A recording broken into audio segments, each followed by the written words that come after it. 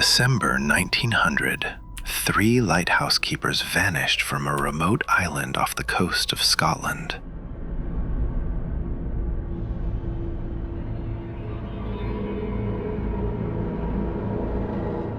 When the relief crew arrived, the lighthouse was still standing.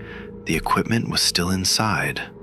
The men's belongings had not been packed, but the keepers were gone.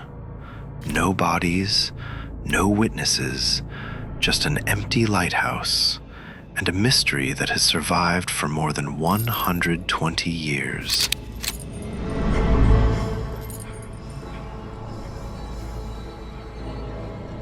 The island was Eilean Mor, the largest of the Flannan Isles, a small group of rocky, uninhabited islands west of Lewis, in Scotland's Outer Hebrides. From the sea, it was not a welcoming place. It was exposed, wind-beaten, and surrounded by waters that could turn dangerous without warning. But for ships crossing that part of the Atlantic, the lighthouse was essential. It was a warning point in one of Britain's most unforgiving stretches of water. The Flannan Isles lighthouse was still new. It had first been lit in December 1899, almost exactly 1 year before the disappearance. In 1900, there was no radio link between the island and the mainland.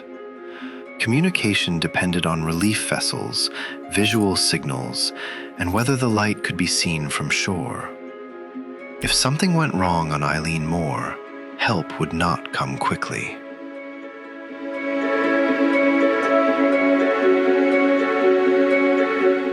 And in December 1900, something did go wrong.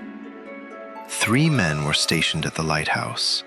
The principal keeper was James Ducat, an experienced lighthouse keeper with years of service behind him. He had a wife and children waiting for him at home. The assistant keeper was Thomas Marshall, a former seaman who had joined the lighthouse service a few years earlier. The third man was Donald MacArthur, an occasional keeper, standing in because another keeper, William Ross, was away on sick leave. They were not inexperienced men. They knew the work, the weather, and the danger of the sea around the island. The man due to relieve them was Joseph Moore. Moore was expected to return to the station as part of the normal relief rotation. But bad weather delayed the journey. The relief vessel could not reach Eilean Mor on time.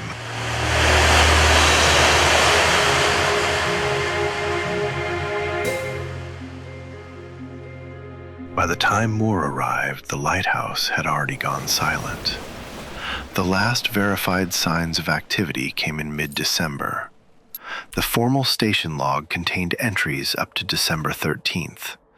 Notes for the 14th and the morning of the 15th had been written on a slate, ready to be transferred later. That suggests the men were still following routine. The station had not collapsed into disorder. Then the lights stopped showing. Around midnight on December 15th, a passing steamer, the Archter, reportedly noticed that the Flannan light was dark. For a lighthouse, that was serious. The entire purpose of the station was to keep the light visible. But the islands were remote, the weather was poor, communication was slow. No one reached the station immediately. The lighthouse remained silent until 26th December, when the tender Hesperus finally approached Eilean Mor. By then, 11 days had passed since the last confirmed activity. As Hesperus neared the island, the crew expected the usual signs of life. Someone should have been waiting. There should have been a signal. There should have been movement around the station. But no one appeared. A whistle was sounded. A signal rocket was fired. Still, there was no response. Joseph Moore went ashore and climbed toward the lighthouse. What he found was not a ruined station. It was not a scene of violence. It was not a place torn apart from the inside. The entrance gate was closed. The outer door was closed. Inside, the kitchen door was open. The fire had not been lit for days. The beds were empty, but the lamp room was in order. The lamp had been cleaned. The machinery had been attended to. The station looked as if the day's work had been completed, and then the men had stepped away and never returned.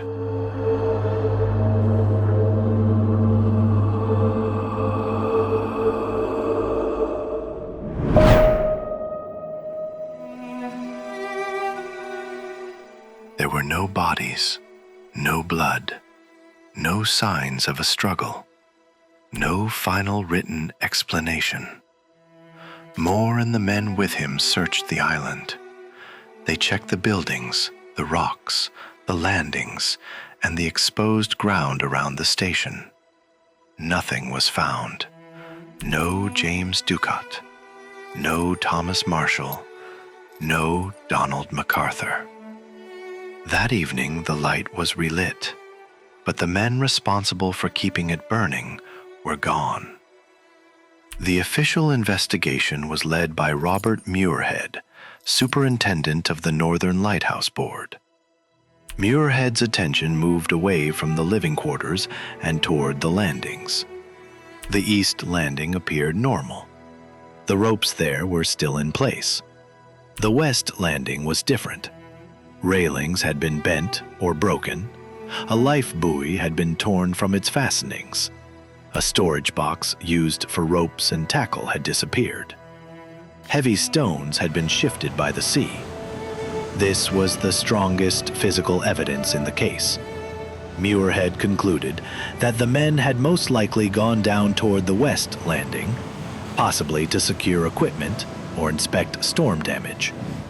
While they were there, a sudden powerful wave, described in the report as a large roller, may have swept them into the sea. The explanation was not supernatural.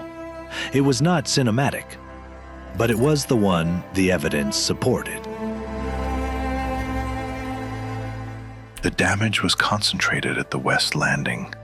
The station itself was orderly. No bodies were found, because if the men were swept into the Atlantic, the sea may never have returned them.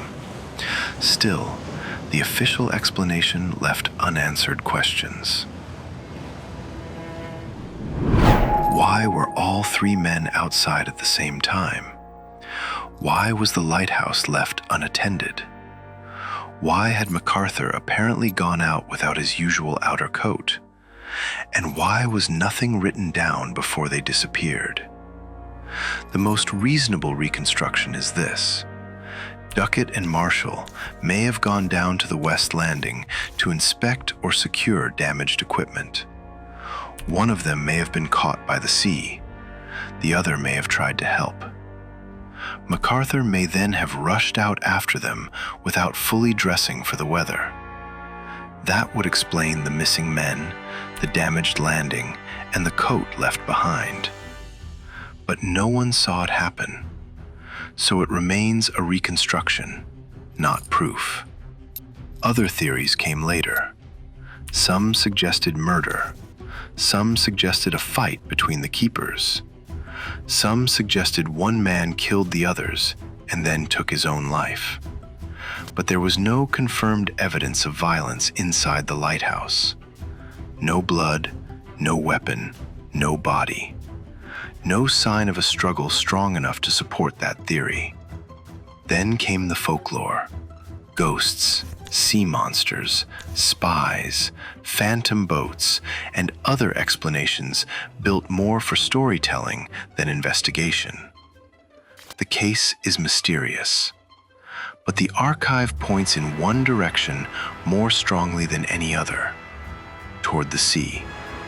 Over time, the Flannan Isles story became larger than the evidence.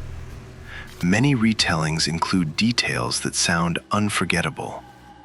A half-eaten meal, an overturned chair, emotional logbook entries, men crying, men praying, and a final line saying, God is over all. But those details are not secure facts.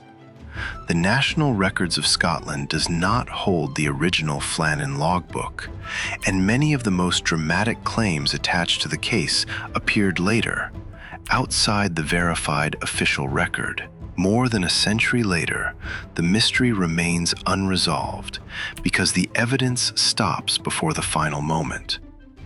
The most likely answer is that 3 men went outside. The sea rose suddenly, and within minutes, the lighthouse was empty. James Ducat, Thomas Marshall, and Donald MacArthur were later recorded as probably drowned.